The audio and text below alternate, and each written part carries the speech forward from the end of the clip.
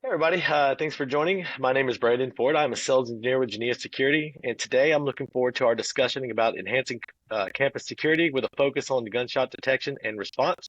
And joining me today for this discussion is the man, the myth, the legend, Billy Borho. Billy, how are you, sir? I am doing excellent. I appreciate the introduction. I've been in this gunshot detection space for about 5 years now, so I've really seen how different industries have kind of pieced the different puzzle pieces together. And, we have something very strong with Genea, and I look forward to showing some folks today what the power of joint solutions can truly do during some of these events. Yeah, a recent study over the last 15 years has showed a 153% increase on campus shootings, and over that same time period, a 241% increase in casualties. Um, uh, 65% of students today report feeling concerned about their safety on campus. Billy, those are some pretty sobering stats there. From your perspective, what can campuses do to reduce those numbers and ensure the safety of their students, staff, and their visitors? Yeah, absolutely. And obviously, today we're going to be talking a lot about the technology side of things and how we can utilize different systems to automatically notify or engage other systems during some of these events. So, we've seen a massive increase in active shooting events over the last few years. You even look at COVID. Pre-COVID, as a nation, we were 25% year over year increase with active shooters. Now, since COVID, we're 60% year over year. And I'm sure a lot of us have seen on the news through the media some of the big impacts that have been happening with universities specifically. So, you know, look forward to letting them all know what these puzzle pieces are, how they join together, and, allow people to take action rather than worry about the response side of things. Yeah, we hear it all the time, time critical factor, right? It is time, if not the most critical factor. Um, the signal alerted, alert issues. By the time someone processes what's happening, decides on a response, and has to do that manual action for themselves, that human error rate, right? We can't really calculate for that. We don't know how people are going to respond in times of stress. So when you speak to campus administrators and security personnel, what are they seeing and looking for to help them be more efficient during these times, active shooter scenarios? Yeah, I think a lot of folks have started to do active shooter drills, whether it's an ALICE program, run, hide, fight. We've started to enact some of these trainings. And, we get ourselves as prepared as possible for a worst case event. And then how does the body respond? How does the human element factor into response and detection for these things? So, you looking at campuses, what their concerns are is obviously they have a massive population in a small area, and events can happen quickly and escalate very quickly. So, how can we best respond to mitigate that situation, to lessen its impact? And again, back to your point, make that time shrink. So, one of the big concerns is obviously, the boy who cried wolf. We've got swatting things coming from students at different facilities. And there's a lot that these folks have to look at on a daily basis. And they have to make that decision. But what if we can take that decision power out of them and automate it so that, again, they have a repeatable process in the case of these events? It's not what if and what am I doing? It's now I know exactly where I have to go. I know the procedure that's going to, enact automatically. And these are the things that I now have to make sure I'm in control of. So we try to take that human element out. I think we'll have a massive impact. So, on your side, on the shooter detection side, can you walk me through how that works when your system gets a gunshot and how they can implement that to help them overcome those human errors? Yeah, absolutely. So obviously we're talking about an automatic gunshot detection. So in the event of an active shooter, our dual authentication is looking for the percussive blast and that infrared muzzle flash when a bullet is leaving the chamber of a gun. Um, a lot of technologies out there are so focused on just that acoustic noise. But when we look at, campuses and facilities like that, you've got desks that might fall over, you have fights that might break out, and there are a lot of different decibel increases that could set off all those other detectors. We focus on that dual authentication to make sure that you're comfortable and confident with the automation.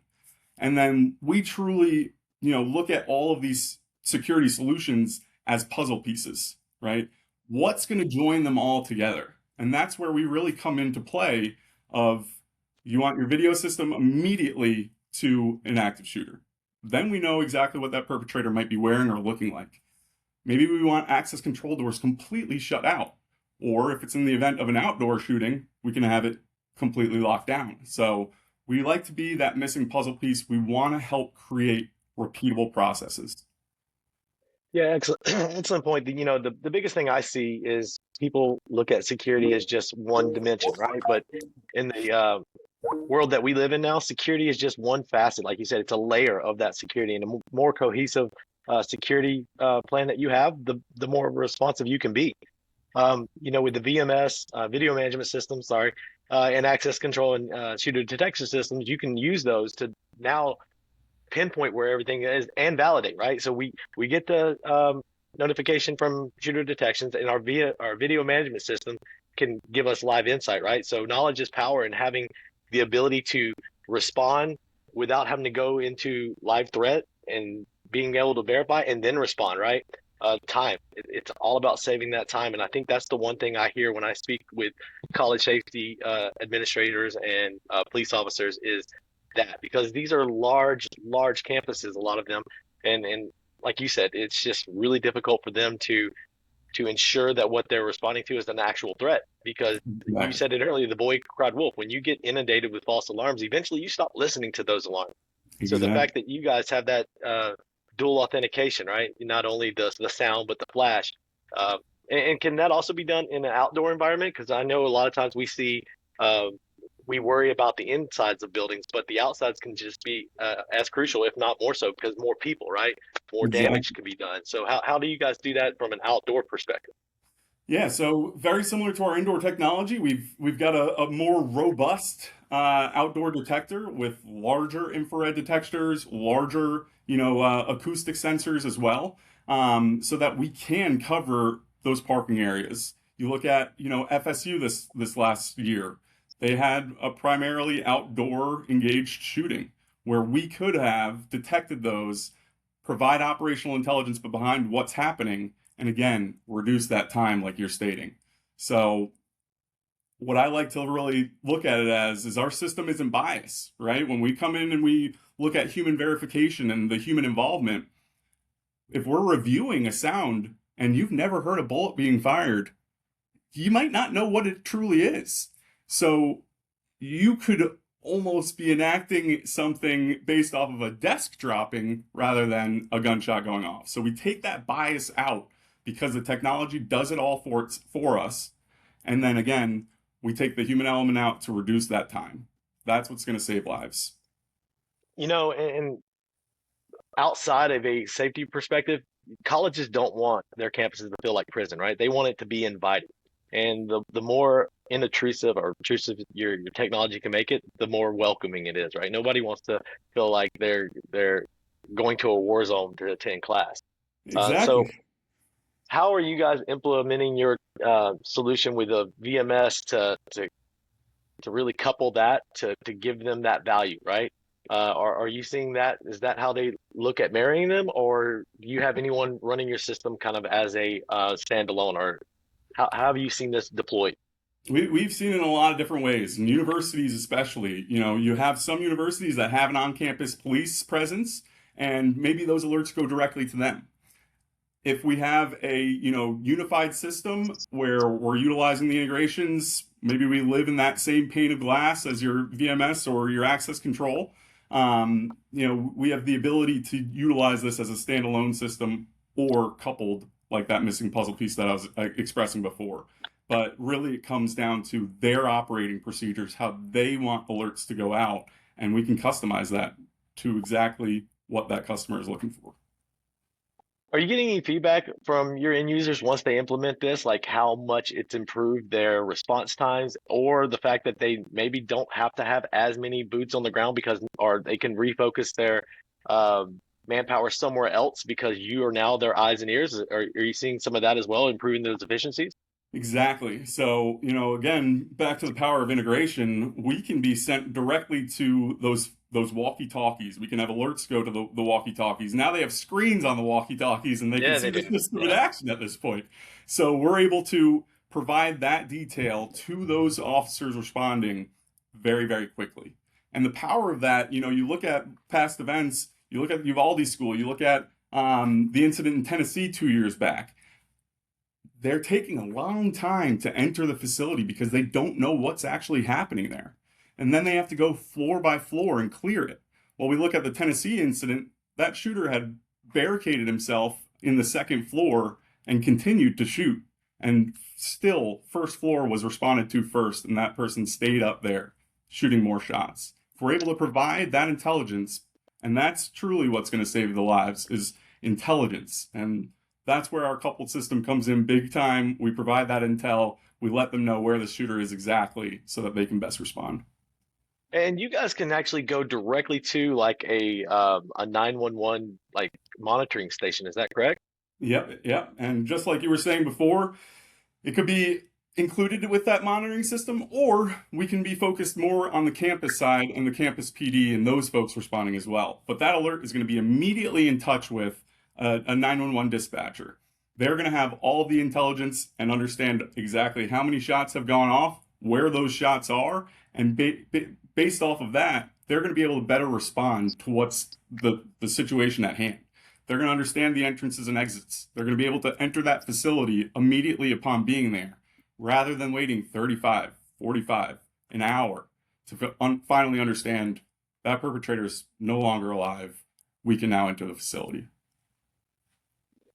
So when these are deployed, are you seeing I guess a reduction in false alarms and response time improving? I mean, are there what are Big you time. getting the Because, feedback from your end users who are using it right now? yeah, so we're able to be a part of their active shooter drills. You can utilize the system in a test mode to run these active shooter drills and actually have your students prepared during an event like this. Rather than my first initial instinct is going under my desk or out the window, I know what my response protocol is and what the operating procedure is that's expected of me each and every time. So that's one of the big ways that we're able to assist, is especially with active shooter preparedness and drills. Yeah, so from a Genea perspective, right, we've got it down to being able to do the mass notification. So with our tie-in for you guys are basically an input point for us, right? And we know with our mass notification tools through Teams and Slack and all those things, we can couple that so we can also disseminate that information that we've already built out to their other staff that may not be directly impacted, but also need to know, right? The Exactly. more you're able to notify your staff, the less likely you are to have folks accidentally get into that area. Um, so from our perspective, what we like to do is layer that security with you guys and um, other technologies, the VMS obviously. But that I think that first responder direct tie-in is so powerful because you know we talked about it earlier, that mass confusion, right? And now you've got that fresh set of eyes that can respond from the outside in instead of from the inside out during that chaos, right? Exactly. So when are you able to break your system down into areas, right? Because if it's just like, oh, we have an incident on campus, or can you say, okay, well, it's in this corridor, or this section of campus, or are Yeah, y'all that exactly. granular? Exactly. So every sensor has a geolocation to it. It's got a latitude and longitude. So again, thinking of campuses, you have multiple buildings. You have residence halls, you have the cafeteria, you have the gymnasium, you have all of these buildings. And we're able to identify these sensors specifically, and especially within our platform, to show exactly where they're at. They have a naming convention, they have a latitude and longitude associated. So first responders know exactly where to go, rather than I'm going to the main entrance and I've got to meet a SRO outside that's going to tell me where this happened. We already know exactly where it happened. And then we tie into Genea to make it even more impactful by either locking down those other buildings. We can lock down a floor. We can lock down different corridors, or maybe we're opening up doors. So there's a Yeah. lot of different customization that we've been able to achieve with Genea especially. Yeah, excellent point. And you're just a network device, is that correct? Like there's just needed just a Exactly. single PoE and we're off and running? Exactly. Very, very easy. Yeah, that lockdown feature is extremely powerful. And you mentioned it, and I think it gets overlooked a lot, is unlocking doors, right? Because sometimes you need to have the ability to get in, right? Because you got to have a safe place to go. So I think that's a excellent point that is often overlooked. So when you guys are thinking about this with their IT department, what kind of strain on their network does this put on if you're doing all this data, or is it minimal? So minimal because all is done at the device itself. We're not recording audio. We're not providing review. We're not, trimming this and sending it to the software to be analyzed and then enacted. We're making decisive action at the point of a discharge weapon. So that automation piece is truly what's going to save lives. We don't have to deal with the human element, or that human reaction time. We're making decisive action at the moment of impact. And or is there any feedbacks of like the stakeholders, like the students, or is there any kind of feedback you're hearing from them of like how this has improved their facilities, or this is not, I guess because it's so intrusive that, or not intrusive, that they don't even realize it's there? How does that usually look for you guys? Yeah, it's really dependent on the university. Some folks are super, outgoing with the fact that they already have gunshot detection, and it definitely does attribute to the peace of mind of some of the children on campus, but also the parents. So, Right. Yeah. we've done live fires and drills and things with the universities and have really seen the impact it makes. One, it's eye-opening because the folks on site get to see it in action.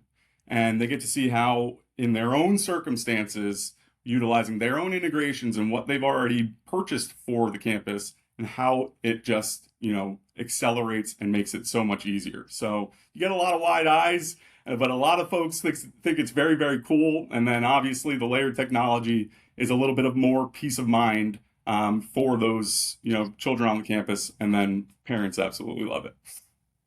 Yeah, I would imagine, right? You want to know that you're sending your child out to a safe campus, and in this day and age, it's just a fact, right?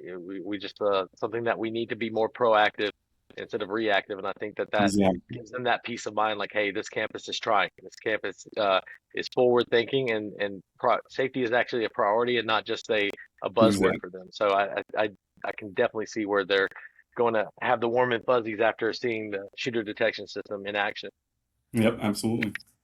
So when we look at it at access control, right? Are they deploying these in dorms in all the buildings, or is this more in where cameras can't go, right? You could almost be like the eyes and ears where cameras can't be. Are you seeing them deployed also in the dormitories?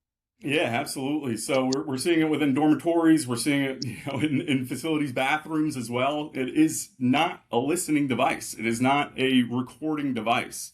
So it is not, obstructive to daily activity, but it is another safe layer. So Yep. we've absolutely seen it within residence halls. It's very customizable. So that university might be focused on high foot trafficked areas to start, but we can scale the system super easily.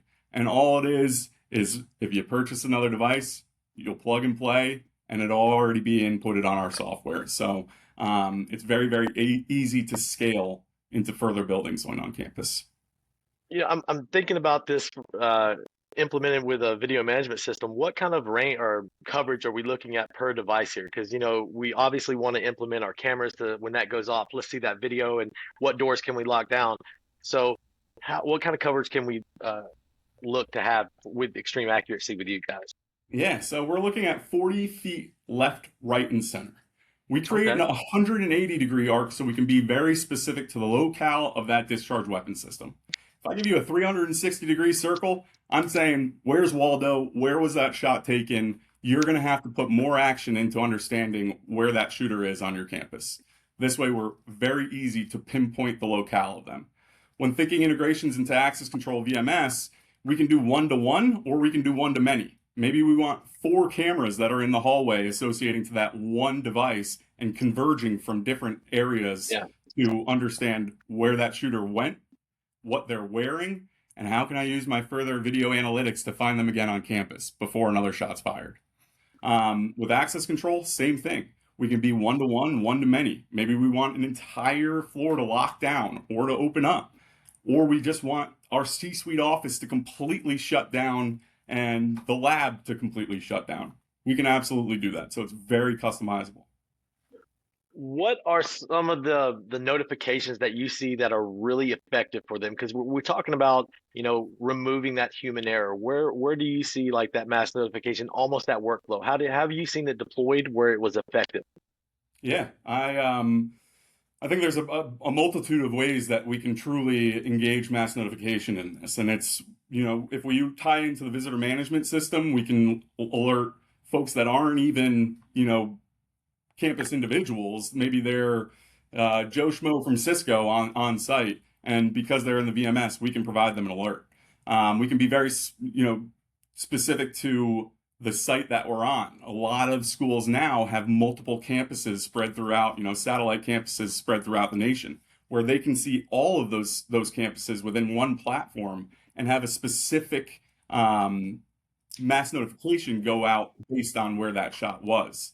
So we can get very granular to it. That mass notification can tell you the exact sensor that went off and where that was and what time, or we can have a more generalized notification going out, shelter in place, run, hide, fight, ALICE program, whatever it might be, that they've already enacted and they've trained their students on.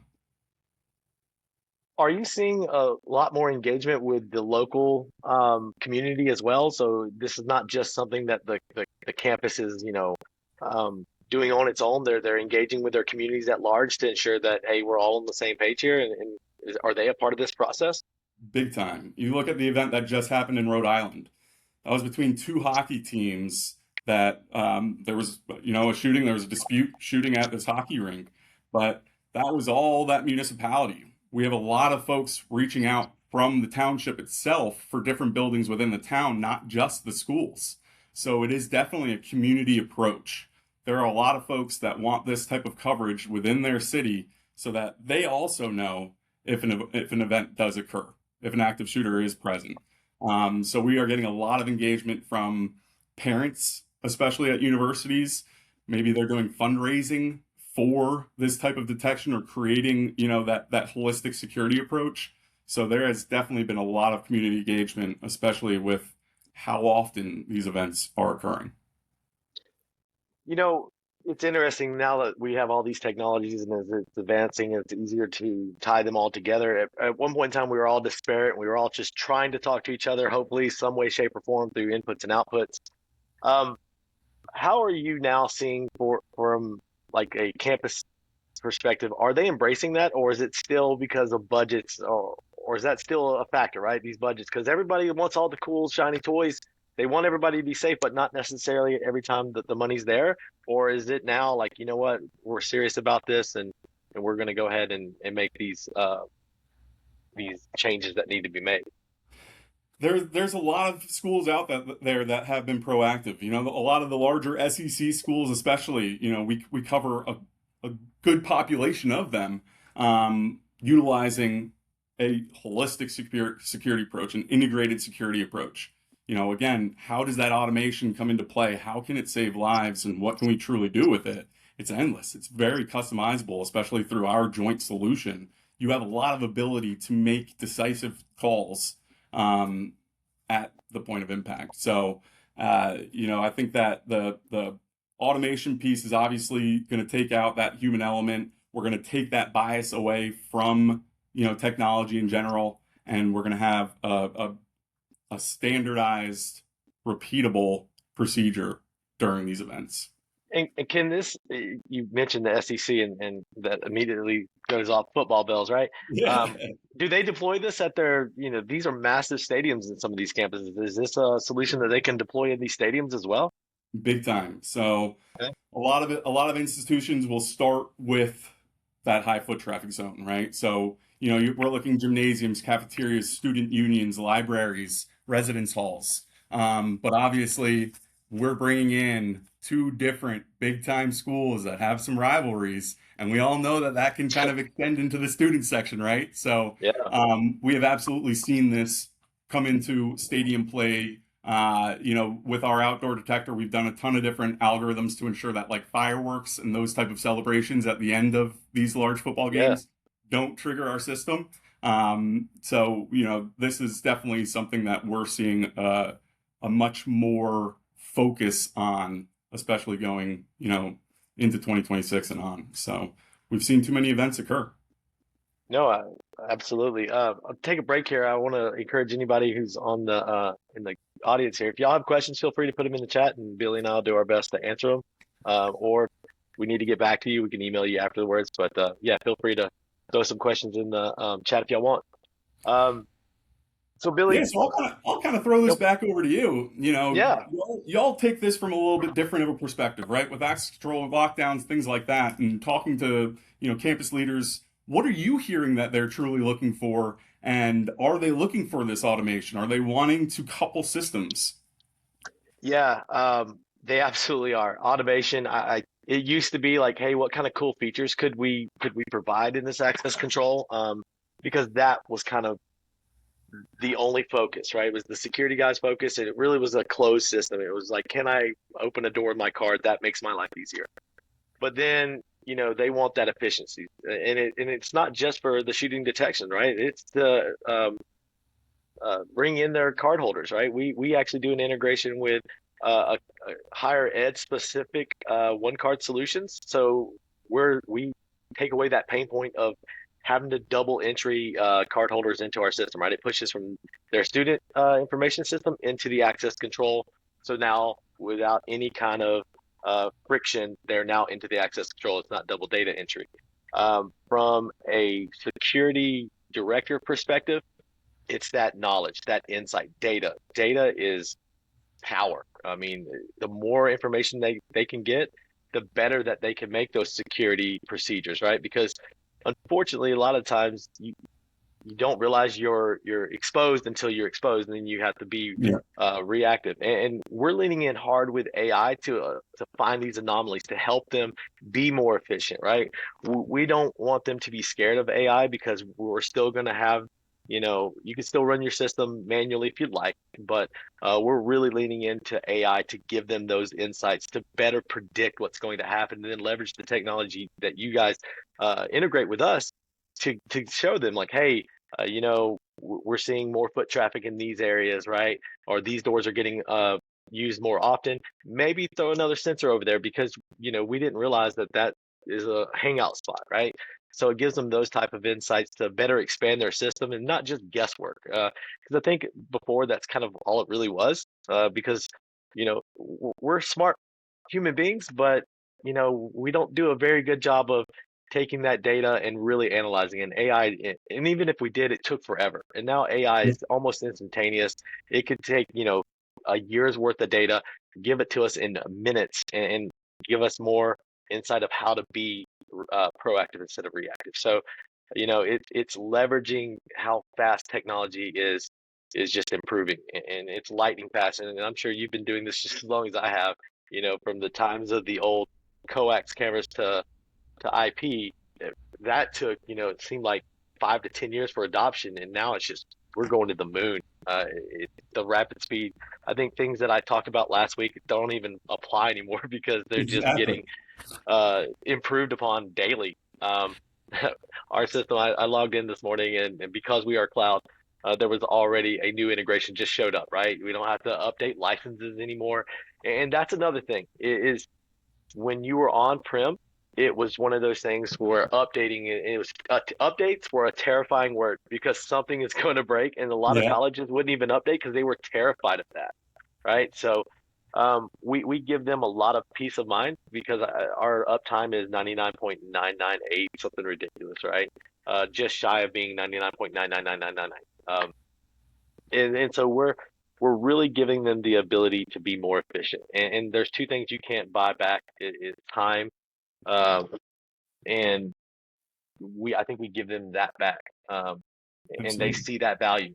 And we actually put a lot of analytics into our software, so it's not just us saying it. We're showing them like, hey, here's your stats, and that's very, very powerful. And then when you can give them that, and they can better plan, hey, on the VMS now we need more shooter detection, or maybe we don't need it here. Let's move it there, right? So not just like expansion, but improvement. Because you know what, we thought it was there, we thought that would be a better place for it, but after we're seeing where all this traffic is coming from, this is a better, we feel this is probably going to be better use. So it's not Exactly. just like, hey, we need more coverage. Let's just spend more money. Yep. Obviously, they can expand it how they want, but with analytics, we can provide them a little bit more precise um, planning, right? Well, I think that Um, piece right there is huge. You know, understanding this is where your high foot trafficked area is. This is where you're at most at risk because we've already uncovered the analytics behind this. We already yeah, know that this area gets a lot of people into it based off of badge scans, access control, whatever it might be. And I love that statement right there because that's what we want to do. We want to be very pinpointed and specific. We don't need to be in every nook and cranny of campus. We want to be in the areas that an event will occur. yeah, and that's what having this layered approach gives them, right? It's not just like, oh, let's just throw technology to be technology. Let's make it be meaningful and impactful, and helpful. Because I think a lot of times campuses feel they're getting oversold because it's just another piece of security. But when you show them, like, no, no, it's not only is it going to solve a problem, but it's going to be multiple problems that we're going to solve for you.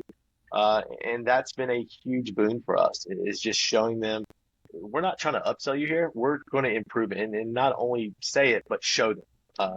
And our retention rate is 97 or 98. It's off the charts, especially for cloud, because cloud 5 years ago was a dirty word. Like, Yeah. it was just so expensive, and people were worried about privacy issues. But I think we're kind of onto this premises of everybody's adoption. I think we're so comfortable with it now, right?